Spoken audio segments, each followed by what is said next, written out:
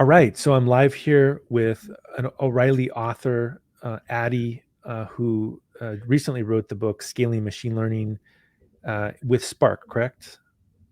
Correct. Correct, yeah, which is a really awesome book that I've had a chance to read over many different iterations.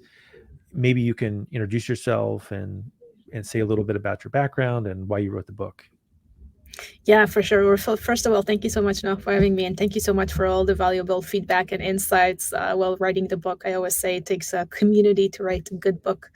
So a little bit about myself. My background is in the machine learning and data space. I did a thesis on machine learning at scale, and I created multiple research projects for companies like IBM, Deutsche Telekom, and so on.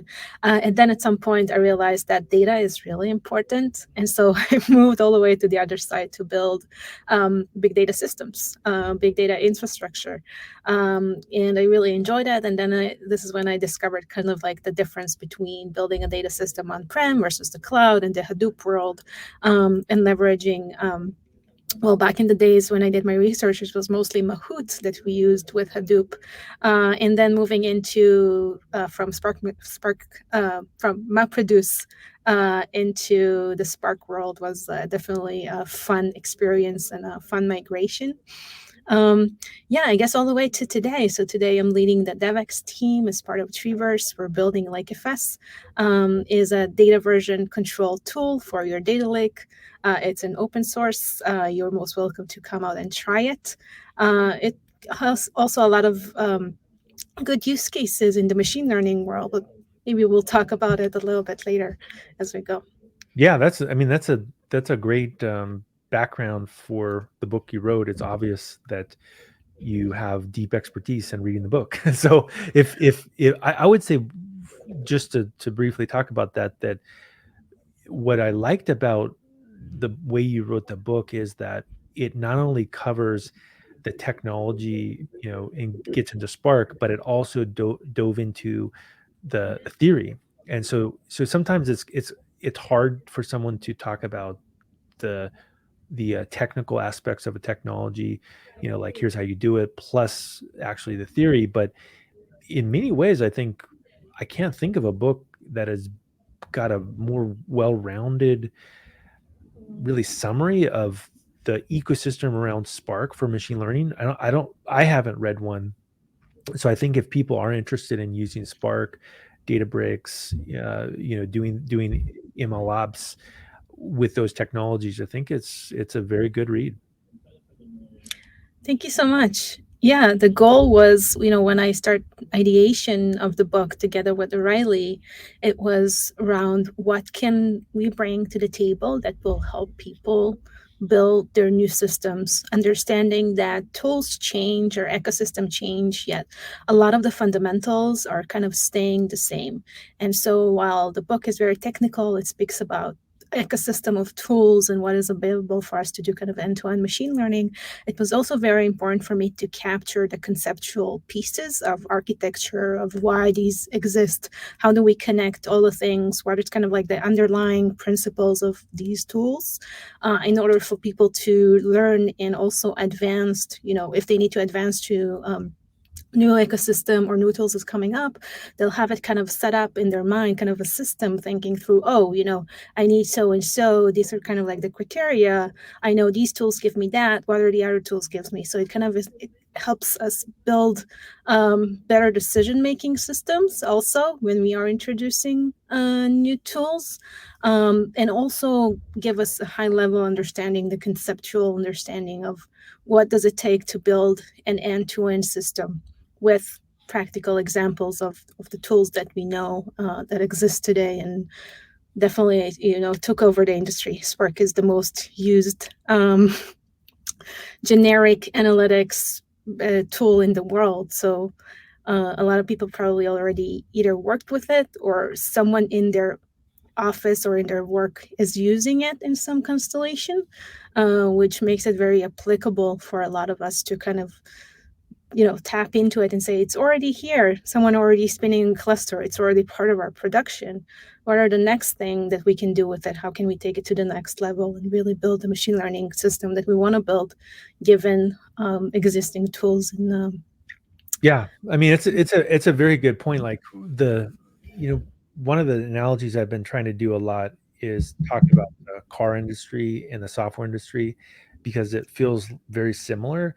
One of the posts I did recently was I was talking about how when I was in high school, my friend had a 1969 Ford Mustang that was V8, and so this was maybe 20-year-old car at the time, and I just remember like, wow, this is, it can go really fast, and the tires are squealing.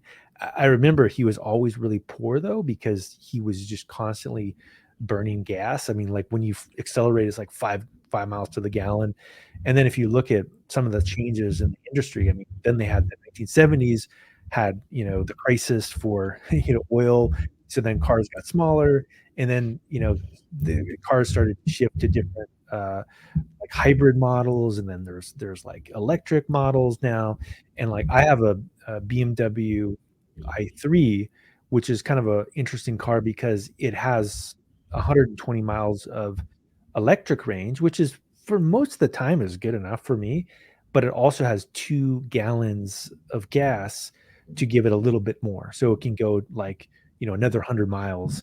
And so that's like a transitionary technology where you can kind of use the best of both worlds. And it seems like software in particular, this is happening all the time. Like you can't just abandon completely, one technology and say, okay, here's the future. Like as you point out, I think Spark is so pervasive that in 2023, you're probably going to encounter it. Now, in 5 years, how much will we use different technologies and how much, what percentage? That's a little more complex. But for today, I mean, Spark, if you're doing data engineering, you have to know it. Yeah, it's for sure. And we see more and more cloud services also starting to integrate support with Spark. So definitely it's here to stay. It's everywhere with any, data engineer, data science, data analyst that I spoke with previous to writing the book as part of the research. It's like, what is the dominant tool platform that you already have in your in your stack, and they all had Spark. Well, some of them were struggling to figure out what it can do for them, right? How can they leverage the fact that it's already exists and there's already a DevOps team managing the cluster, and data engineering team that works with it. It was there, it was pervasive, it was highly used, highly supported and loved, um, and definitely a tool that we will see sticking around for many, many years. So, Yeah, and the and stuff that you're working on, which I think is very interesting, is also kind of an emerging solution on top of Spark, this Lake FS concept, which I don't know if that many people totally understand. I mean, I'm a little bit shaky on it myself. The concept, when you're talking to me a little bit, it made sense, but maybe that would be worth diving into a little bit about, what is it, and then what's the benefit of it, and why do people need it today? yes. So one of the challenges that we see in the industry is it's very hard to manage our data. Our data changes all the time.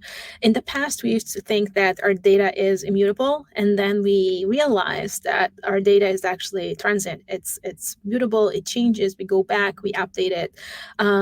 Sometimes people ask us for different things that relates to our data. So many of us need to go back, update the features. As machine learning practitioners, as data scientists, we do a lot of feature engineering. So once we have the data set in one shape, it might be that we need to kind of slice and dice. We need to enrich. We need to run another circle of feature engineering on top of it in order to produce something that is more tangible to train our machine learning model on.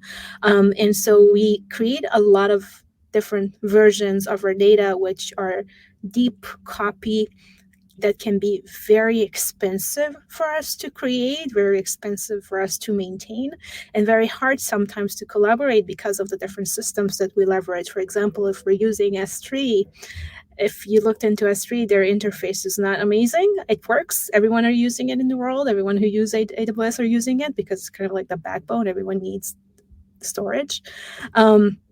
But then again, it's very hard because you need to always dig into these folders, essentially like a file system. You dig in and try to understand the URL where things exist, which bucket, how do you construct that bucket, what is a good data, what is not a good data, which version of the data should I use now. So a lot of challenges with that. So what we build an open source tool named Lake FS, kind of your Lake file system. If you think about it, that gives us a Git-like experience for our data lake. So we have repository, and you can go in and you can see actual like folders of your data, and you can manage the versions of your data in a shallow so it holds shallow pointers to your data. It's not deep copy, it's a shallow copy. So we can collaborate with other teammates, with other data scientists. We can roll back to previous versions, so we can revert to previous versions of the data, which is really critical for us as we're building machine learning models, because we always add feature, remove feature, filter things that didn't really convert the way we wanted to, and so on. So being able to revert to a previous commit of the data is critical. And another aspect that comes from productionizing machine learning is around reproducibility. If we work with FDA, if we work with governance, if we work with, ethical AI or trusted AI, we need to be able to reproduce the model in the same way that we created it to start with, because this is where we kind of show that this experiment is solid. We got the result. This is what got in. This is what we got out, get in, get out, kind of like in the machine learning space, which is really critical. And that involves both code, data, and our environment. And so for code, we have a lot of solutions. And I also speak about it in the book. How do you manage your whole machine learning life cycle or experiment together with MLflow? Okay, how does it look like? How do I build it? What are the different pieces that are available to me out there? How MLflow server looks like? What are the different tables? How to look at it? What is the kind of the CLI that enables us to work with it, and so on. So that gives us a very good framework in order to save and manage the project, but it doesn't help us manage different versions of the data specifically. So it's kind of like they work really, really well together. And then all the way to deployment, so on. Sometimes I need to package some of the things. Sometimes I even need to expose some of the features in production as well, right? Because we have kind of our offline usage of our features, but then we need online usage of our features in production. So it enables us to expose that beyond as well. So it kind of like, and a very interesting tool that provided Git-like capabilities for data that builds on the concept of data version control as a core engine for people to take advantage of. Yeah, I think that's a kind of a new area for many people when they're talking about machine learning. That the first days of machine learning for many people is they open up a Jupyter notebook and then they go to Kaggle and they run a project. They're like, great, I'm an expert. Then as you described, like the real world is really messy. And even in the scenario where best case scenario, I don't know, you're making like tons of different copies of the data, that's a mess and too expensive, right? And it does seem like the Lake FS concept is almost essential, really, to doing machine learning at scale, because like as you mentioned, how else could you even work with versions of data other than in this really error prone, expensive way? That there needs to be, like as you mentioned, like a version control system similar to Git. Like I remember, believe it or not, back in the days when there were people that didn't use version control. Seriously, I've worked in companies where they didn't do it. I worked at a company one time where someone was just copying the files to the server, and it was they'd spent hundreds of millions of dollars in this company. And I thought, what Wow. is this? Like, I mean, I'm approaching 50, so I've been around for a while. There was a time when there was some really bad things happening in the software industry, and similarly, like, I mean, why are we going to say the same thing with data? Like, wait, what are we doing? You're making all these manual copies of the data and throwing it all over the place and spending money and making mistakes versus more of like a uniform process where you're always making snapshots where you can have the production data, like as you mentioned, which is mutable because it has to be, but then you can make immutable version copies of the data and then always go back in time in case there's, like I think the good one that I can think of right off the top of my head is the self-driving car industry, you know, really is some trouble, in terms of there's a lot of controversy about it because there's pros and cons to different approaches. But if there's a scenario, for example, where a pedestrian who hasn't signed paperwork that says they're okay with being part of a beta test, is walking across the street and they get hit by an autonomous vehicle, that's actually probably going to be investigated. It hasn't, I think, happened yet, but it'll probably be investigated at a level where they would want to look at a versioned copy of the data and see what was going on. Right? Let's see what was the reasoning behind this particular model. And I could think of the doomsday scenario where someone's like, "Oh, well, yeah, well, we can't do that." Like, well, that's a problem if there's a fatality associated with it. So there, I mean, that's kind of the dark part of it. But I mean, I don't know if you had any thoughts about you know that the area of like legal responsibility in terms of the something like Lake FS. Yeah, for sure. We see so some of our customers use it for FDA compliance because FDA is now saying your machine learning model needs to be explainable, needs to be reproducible, and to start building all this requirement. And this is a recent thing, right? It's from the last year or so that we're starting seeing those requirements you know, from the FDA, and probably there's other to come that say, you have to be able to explain what happened. We have to be able to look at the data so we can actually find the root cause and either fix it or at least know, from a legal standpoint, like what happened there so we can track it and we can improve that for future machine learning models. So as governance embrace the ability and kind of like the potential that machine learning brings to the world, where we can start automating a lot of the process that we're doing and kind of removing human error, because essentially when we are automating process, we are reducing the human errors that we know is often higher than machine error. We still need to be able to create that feedback loop, and kind of if things goes wrong, we have to go back and revisit what happened. So reproduce it, really look into the nitty gritty of all the details, and so on. And also, one of the things you mentioned really clicked. You said, how did we do it, till now? And I must say, a lot of people worked really, really hard in order to develop what we have today.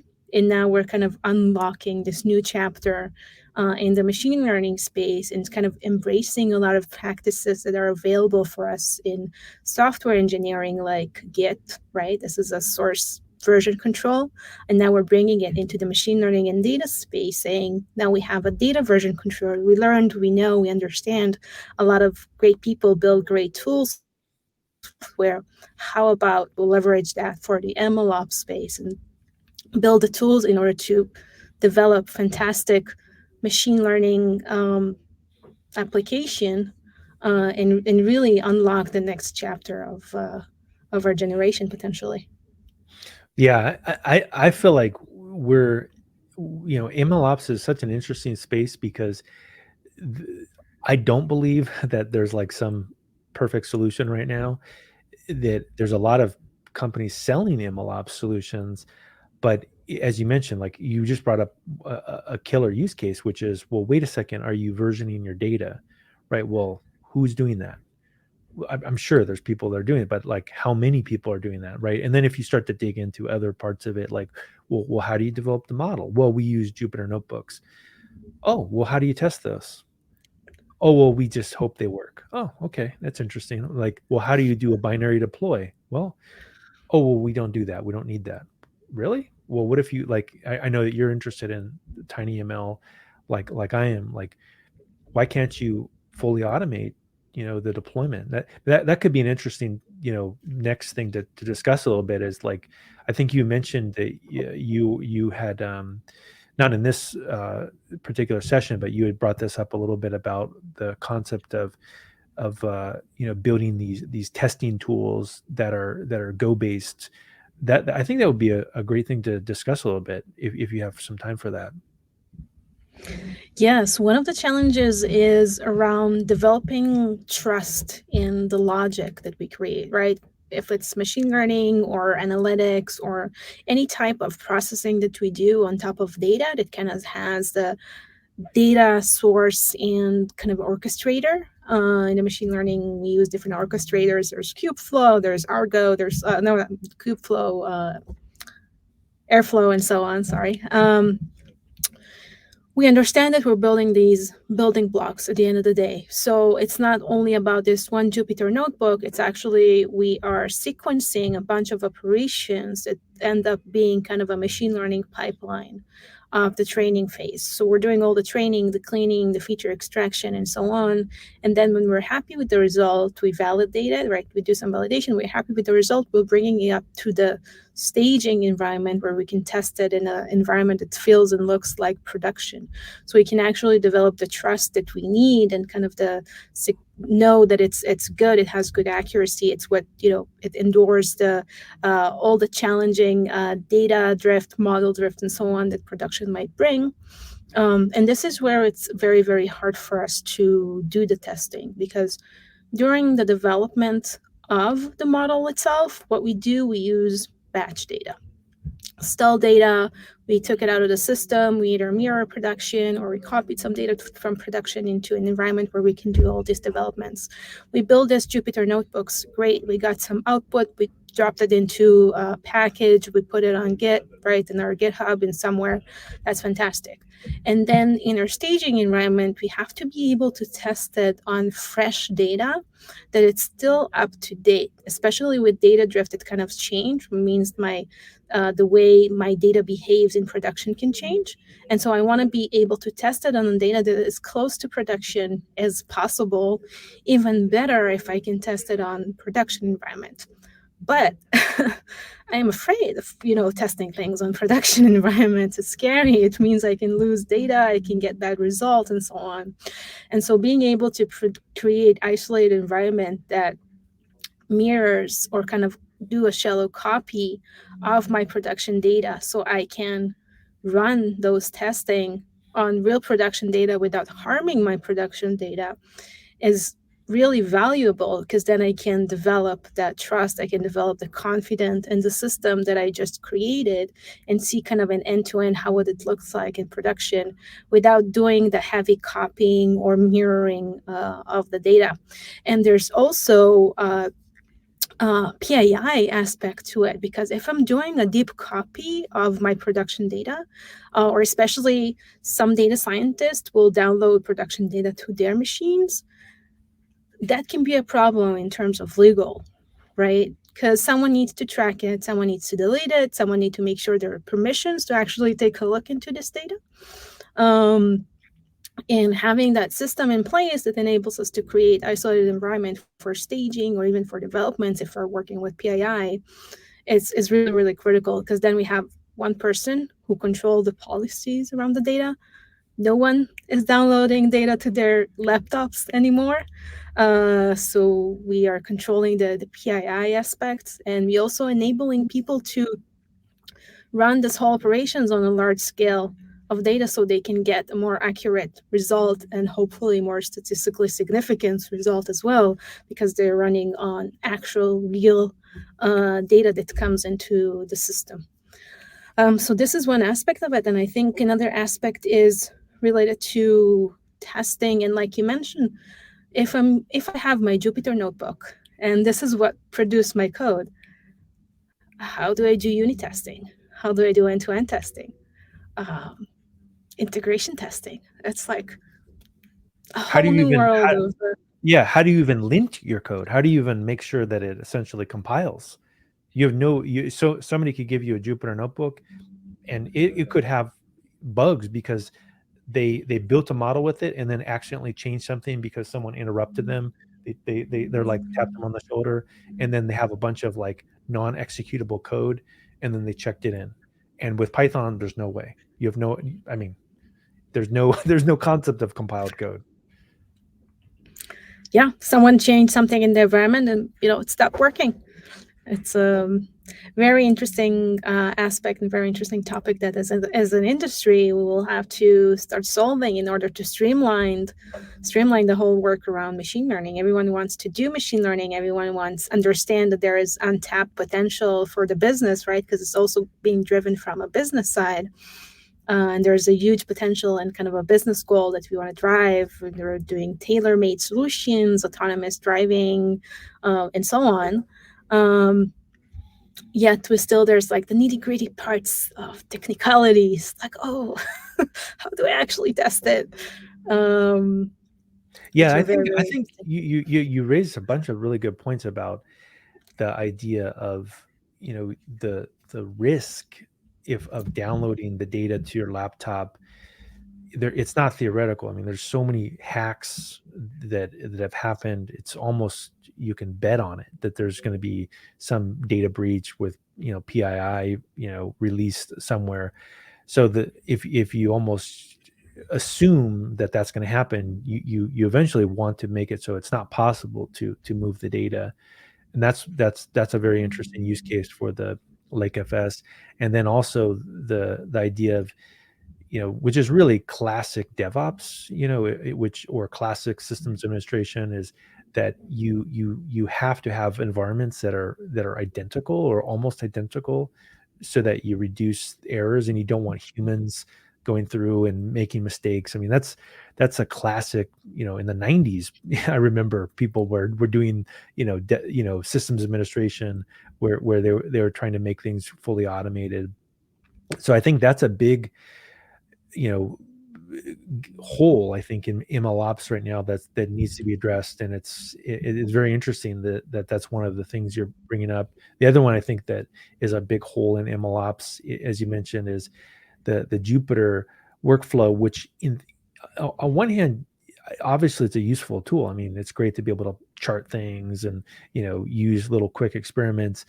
But I think one of the things that's kind of fascinating, is that I've been thinking about this for the last few weeks or so, is that there was like a transition with technology where, first there's C, and people are like, wow, this is amazing, look how fast it is. And, people are programming C, and it's like, wow, you have to really be like a genius to be like a C programmer. I mean, you have to be really, really smart. And then C++, and then people build these higher level languages like Python, and obviously wildly successful, and the number one programming language of the world, because readability was the new thing. And then now we start to look at maybe 2010 and beyond, and all of a sudden there's Go, right? And then there's Swift, and then there's Rust, and there's these other languages where, like, well, actually, what if we don't just go performance or readability, we go in the middle?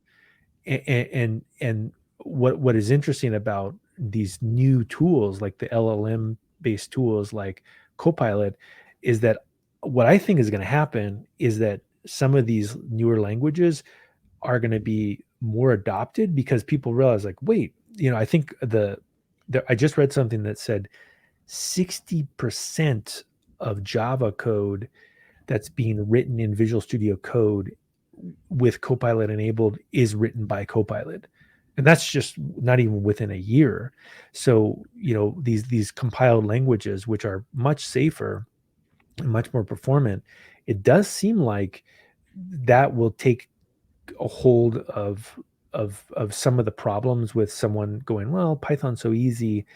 So it's going to be very interesting that the next 5 years in particular, there could be like a shift of where was the Wild West, where you copy data, you use scripting languages, you just do all kinds of, wild stuff, Jupyter notebooks. And now what could happen is that there's still like a rigor, like maybe more compiled languages, more data versioning, more like reproducibility, in some sense, I think it's going to be very exciting to see what happens.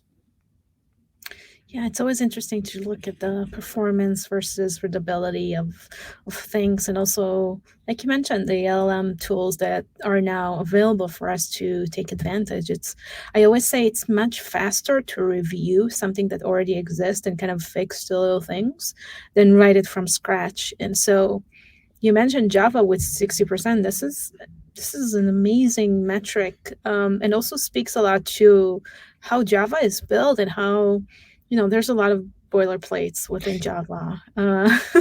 It's you write something, you have to write another 5 classes just to support this one thing, and with Copilot and other tools now, it's you can trust them. They put something together. You can review it at the end of the day, right? You still need this domain expertise to understand that the system connects well.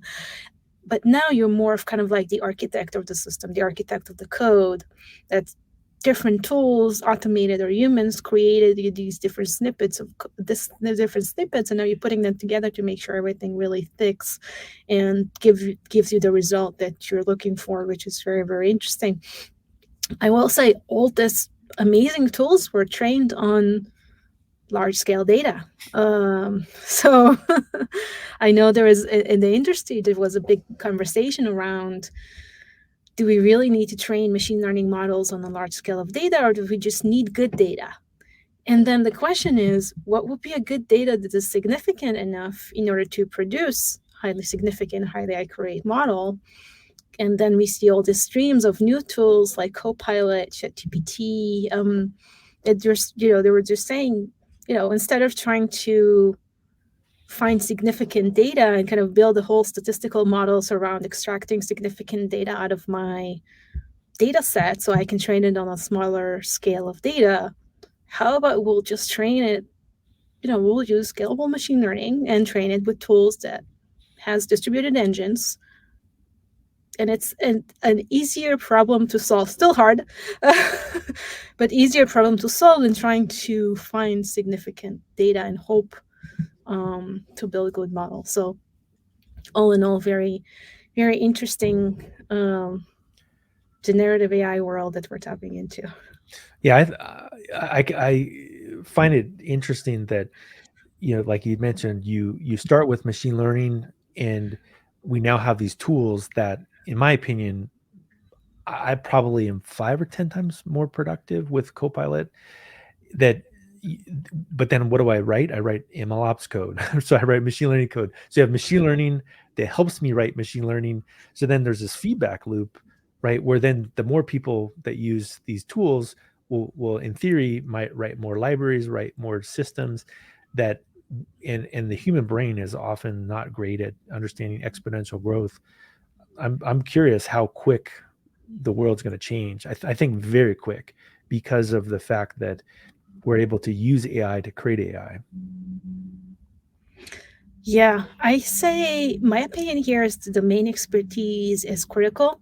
We'll still need to know how to build this code. We still need to know how the puzzle connects, conceptually and also practically when looking at the system itself. And while I have all the snippets that some people can go into Stack Overflow and just copy them, also is right. It's not that far away from that. It's still easier to converse with a chat. Sometimes it produce it for me or have it built in within my IDE to kind of take advantage of it right away. Yet expertise here is key. So while I'm using my machine learning to build my machine learning model, I still need to understand what it is that I'm doing, right? What are the different pieces that I'm putting together? And so conceptual system understanding is going to play a critical role in the future, and also make us much more productive, but also puts a lot of demand on anyone that building these to kind of really understand from an understanding point of view, not necessarily kind of hands-on practices specifically, but understanding point of view, like how it behaves. So when there is an error and problems will occur, and they're occurring today and they will continue to occur even with automated systems, we will be able to go back and debug and really find the needle in the haystack to fix the bug or what happened in the system. Yeah, I agree with you. I mean, I think it's like garbage in, garbage out, where if you don't know how to think in terms of distributed systems, then how could you possibly build a distributed system even with like Copilot? But on the flip side, for the expert, as you mentioned, I think it's just a multiplier, right? Because now you can actually build more things simultaneously, and the boilerplate code, like you mentioned, just goes away. Uh, and in some ways, I think it's going to make the experts actually much more valuable. So it could actually have like unintended or surprise, not unintended, but like a surprising effect where people say, "Oh, it's going to make developers cheaper." Well, or it's going to make very good developers much more expensive because just like the laptop with the cloud, it's similar. Like I remember when we used to have to build things in a data center, and that was what everybody did, and then the cloud was this like thing that, oh, it's so evil, don't use the cloud, or it's too new or whatever. And then people with a laptop built entire companies. Like a person would just they would just there was like a 20-person team that would get out coded by someone with a laptop. Now we have the laptop because you can build cloud, and now we have Copilot. So if you're have deep expertise, I mean, what could you build? I think almost anything. Yeah, almost anything. It's amazing. It's I've seen some people, there's I don't remember exactly, but I've seen some YouTubers are now saying, I can learn it and come join me as I learn how to code together with ChatGPT or Copilot. And it's really interesting to see what's the prompt, how they access it, how they build their new code and their new system based on that. Now they have kind of an automated friend sitting next to them and helping them write faster. Um, and it's really interesting what you mentioned. What I always look at machine learning is, well, so there are different schools of thought. Some people say, oh, it's going to take over my job and I'll have nothing left, and so on. Um, Yet I think it's actually the other way around. It's how can we leverage that, knowing that now I can be more productive, now I can do more, and tap into my creative side and look into the application and say, now that I have all this amazing power that in the past, I needed like 2 years to build such a system, with automation, I can do it within 2 months. What more can I do now that things are much faster? Um, and turnaround is much faster, and I can actually see and deploy my system and kind of get it into the hands of real users faster. That I think is going to change a lot of the way we work today and a lot of the different applications that we're using. So I definitely look forward to see everything that comes out of generative AI and how it can untap into people's potential. Because many times we just get caught into kind of the operations, kind of doing the same thing over and over again, and we don't always tap into our creative side and our true potential. Um, and now, when we are more productive with these tools, a lot of interesting things can happen. Yeah, I can't agree more. I've actually, it's like you stole the thoughts in my head out that a lot of times it's easy to think about, oh, you're going to steal my job and all this, but my entire life I've basically been involved in automation, and it never is the case. What happens is you were working on things that were really horrible, and now you don't have to do those anymore. Like, I remember compiling Linux and getting stuff installed back in the 90s, where it would take me a week. I mean, literally a week to compile Linux. Oh, this is broken. Oh, let me get Apache working. Oh, wait, how does Apache work? Like, what's the config file format? Oh, and you're just like, this is awful to build a website. And then you have to set up DNS. Like, you have to set all this stuff up, like your own DNS server, then wait for like it to fully like be alive and all this stuff. And then now you just go to Docker and you just put a file in that says like Ubuntu, and you can create a thousand web services. So it just makes it so that you can do more things. So I totally agree with you. I think it's going to be that the boilerplate icky things that we were dealing with, like XML files and some of these like really things that are not fun to look at just go away, and then you just have more time to build incredible things. Yeah, it kind of reminds me a little bit of the different generation in tech. I don't know if you got to notice that, but there's always someone that's like the architect, super senior in the team, and it's educating all the juniors or the newcomers into the company, like how the system works, how to automate, how to do all these kind of things. And I always noticed that they were never worried about, if this new person who just came in is going to replace them, because what they've seen throughout the years, and similar to what you experience, it's like this cycle of there's always going to be more things to do, there's always going to be something new, there's always going to be more creative ways and more capabilities to build. And this is kind of like a similar thing, only on a much larger scale. So anyone today who sits at home without sometimes having access to these experts to work with can leverage these tools to start learning and building a system that a year ago they weren't necessarily able to do that because they didn't have this senior person on their team sitting next to them and mentoring them or doing a code review for them, to learn from. So that's really significant, and it will enable a lot of people to um, work in tech, in my opinion, and we'll see more positions that are around these kind of like experiences and skills for sure. It's very interesting. I look forward, like 10 years from now, what will we have? What will we see? Will we have better machine learning? Will we have better data? Will we have better tools, IDEs? Like, where are we heading? Yeah, it's interesting. You got me thinking a little bit about even some other trends, like with recently I noticed that there was a report that said that 60% of people that are developers didn't get a computer science degree. So there used to be this theory that all people that are programmers have to get a computer science degree, and then they would restrict, right, the number of people that could get a computer science degree. I met people that were just brilliant that tried to get into Berkeley and get a degree, and they couldn't. They were like not allowed. They were only allowed to take math, or they're only some other subject.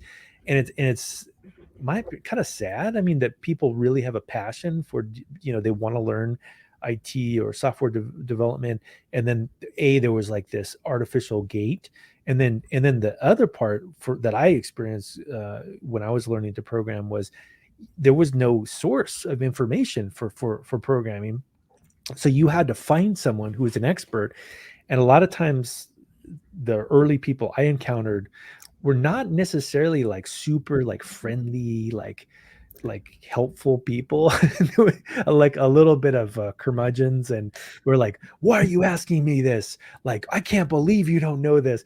And like for a lot of my early days, I just felt stupid, like every day, like someone's just berating me and telling me like God, I can't believe you didn't know this, and then now, like as you mentioned, you can just go to ChatGPT and you can say, hey, I'd like you to explain how I can embed an Onyx model inside of a Rust command line tool. I'm having a problem. Where if you put that on a message board, or even maybe even Stack Overflow, I don't know, like because I think they have a bad reputation for some.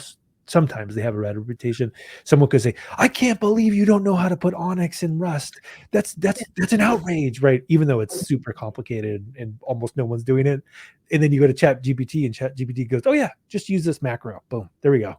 Like, so it could. I think one of the other issues that would be very interesting is that legitimately there has been a imbalance with diversity in tech in particular, and it would be very interesting to see if this plays part of a role where basically anybody that wants to be involved in tech, it doesn't matter who you are, you can actually ask somebody who's not going to judge you and going to be helpful.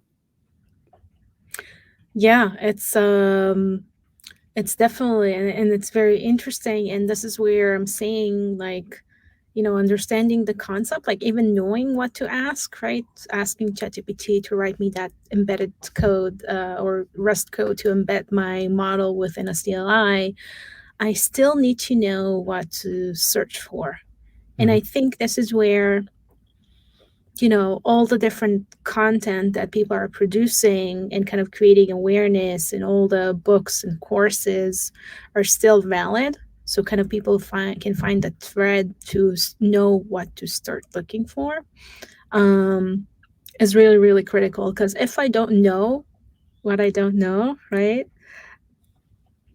ChatGPT won't let me know how to do it because I need to be able to build that prompt in order to start even thinking in these terms. Um, so AI definitely, I agree with you. It enables a lot of people. It creates more inclusive environments where we can learn from a robot essentially that is more friendly, sometimes opinionated.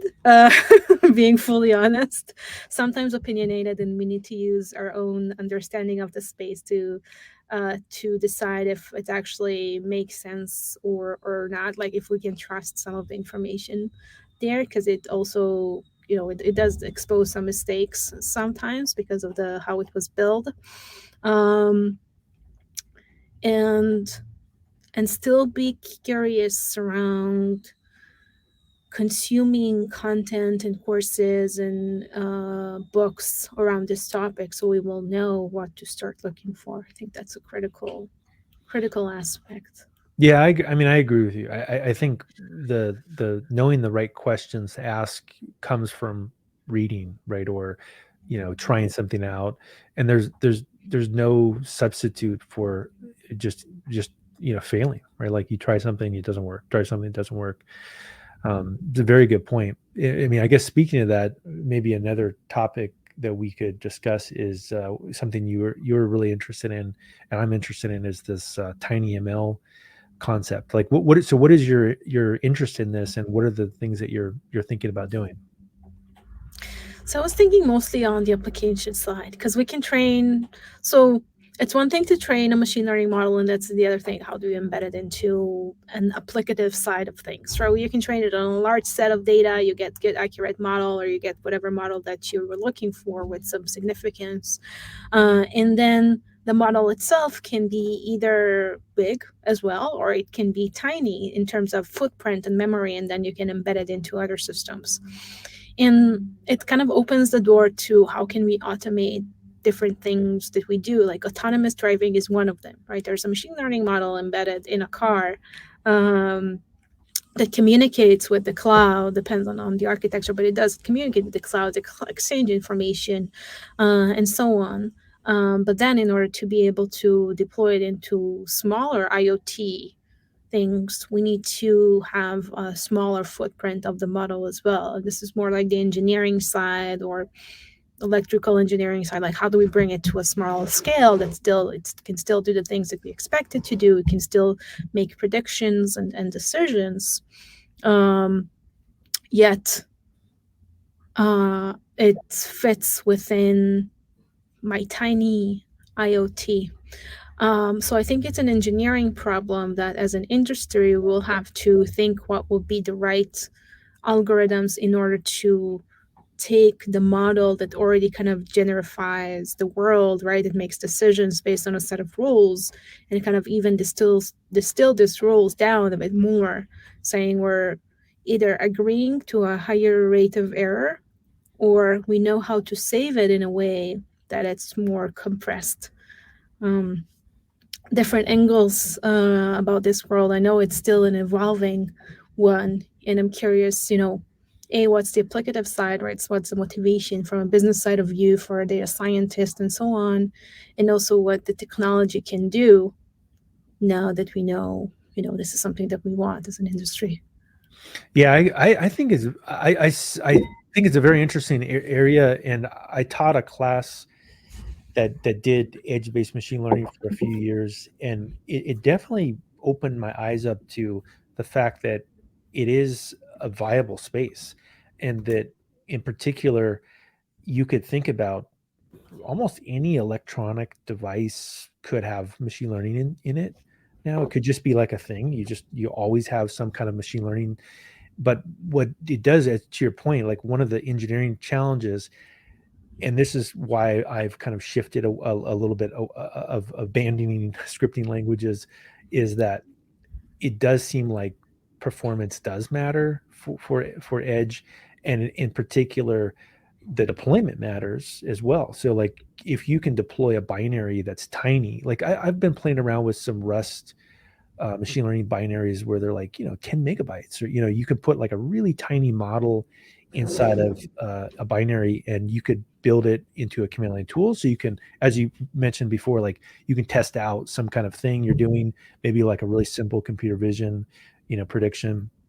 But if you don't have to do anything different at all, but it like compiles to this other target, and it can go onto Raspberry Pi, or it can go onto ARM, or whatever it needs to go to. That's a pretty compelling story. And I see the compiled um, TinyML space really being very interesting in 2023. I think there could be so many use cases. Like there was a project I was working on with a Duke student where they were identifying endangered species through like a portable camera. That's a perfect example of like an edge case, right? Is that you train a model, you put it onto a device where it can detect certain endangered species, and then you could put that low power device somewhere where it could run for, I don't know, like 6 months or something before you change the battery, and you could have a huge impact on preservation of some endangered species, where if you couldn't put it onto that device, there's just no way to do it. Yeah, that's really interesting, especially in environments where you don't necessarily have connection to a server, right? It's kind of like its own box. It's airtight sealed. There's no capabilities to communicate with a server that is deployed somewhere in the cloud, someone else's machine, or on prem. And you have to have everything concealed within this one small thing that captures data, analyze, run it through the model, do some prediction or take actions based on it. And I think I've seen it in sometimes you'll have like this submarines that are more for research. So there's no humans on board. It's all machinery, and then it has to make decisions sometimes without even connection to external world, to cloud, or to a dedicated server, and everything is still tied within that. It's very very interesting.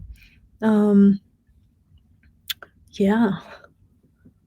Cool. Well, I mean, we covered a lot of topics, I think, that are very interesting topics that hopefully were enjoyable to people. And I would say the maybe in summary on my end, that I really, I try not to say things that are false. I really did enjoy your book, and I think it's a great book for someone to understand the ecosystem around Spark and why it's so important. And if you have a chance to read it, I definitely would recommend it. And appreciate the time you spent to talk to me, and it really learned a lot actually from a lot of your ideas just in the last hour. So really appreciate your time. Likewise, thank you so much for bringing me on. And yeah, if anyone is interested, a copy are already available on either O'Reilly or Amazon. You can grab one. And I want to thank you and everyone in our industry that really did the great work reviewing, providing suggestion. Also, everyone that were part of the research. When I started it really takes a village to write a high quality, good book that gives people both practices and kind of conceptual understanding of the ecosystem. So thank you. All right. Talk to you All later. right. Okay. Talk later. Bye. Bye.